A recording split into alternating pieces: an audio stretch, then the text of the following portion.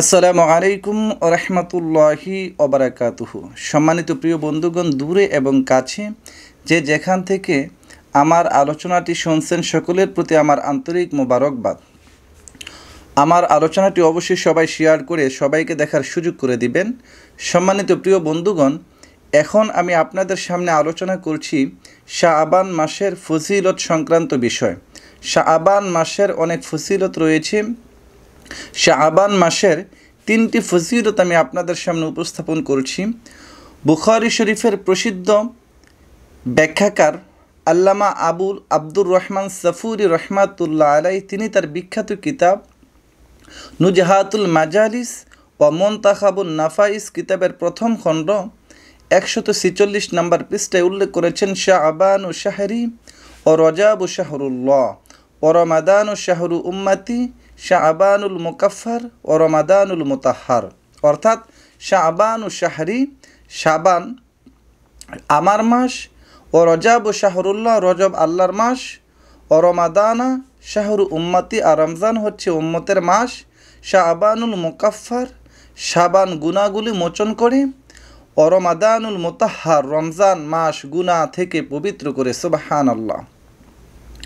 আব্দুর রহমান সাফুরি রহমাতুল্লাহ আলাইহি তিনি বিখ্যাত কিতাব নুজহাতুল মাজালিস ও মুনতাখাবুন নাফাইসের প্রথম খণ্ড 146 নম্বর পৃষ্ঠায় আরও একটি ফজিলত তিনি উল্লেখ করেছেন, ফাদলু রাজাবা আলা সাইরি শুহুরি কাফাদলিল কোরআনি আলা সাইরিল কুতুবি ওয়া ফাদলু শাআবান।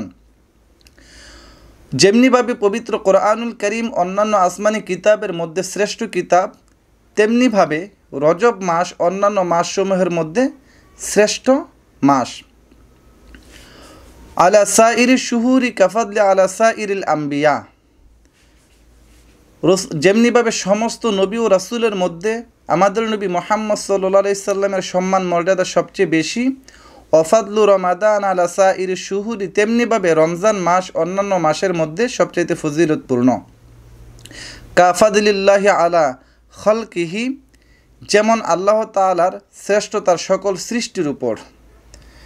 রজব মাসের চাঁদ দেখা মাত্রই শাবান মাসের আরেকটি গুরুত্বপূর্ণ ফজিলত, রজব মাস দেখা মাত্রই নবী করিম সাল্লাল্লাহু আলাইহি ওয়াসাল্লাম যে আমল করতেন, যে দোয়া পড়তেন, এই দোয়াটি জামিউস সগীর কিতাবের 9874 নম্বর হাদিসে এবং মাজমাউজ জাওয়ায়েদ এই কিতাবের দ্বিতীয় খণ্ডের 165 নম্বর পৃষ্ঠায় 4395 নম্বর হাদিসে আসছে। হাদিসটি হচ্ছে, আল্লাহুম্মা বারিক লানা ফি রাজাব ওয়া শাবান ওয়া বাল্লিগনা রমাদান। যখন রজব এবং শাবান মাস আগমন করত, তখন রাসূল আকরাম সাল্লাল্লাহু আলাইহি সাল্লাম এই বিশেষ আমলটি সবসময় করতেন, যে সবসময় করতেন, আল্লাহুম্মা বারিক লানা ফি রাজাব ওয়া শাবান, হে আল্লাহ আপনি আমাদের জন্য রজব এবং শাবান মাসে বরকত দান করুন, ওয়া বাল্লিগনা রমাদান, আমাদেরকে রমজান পর্যন্ত হায়াত বৃদ্ধি করুন। সুবহানাল্লাহ।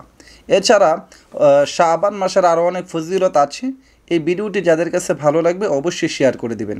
আসসালামু আলাইকুম রহমতুল্লাহ।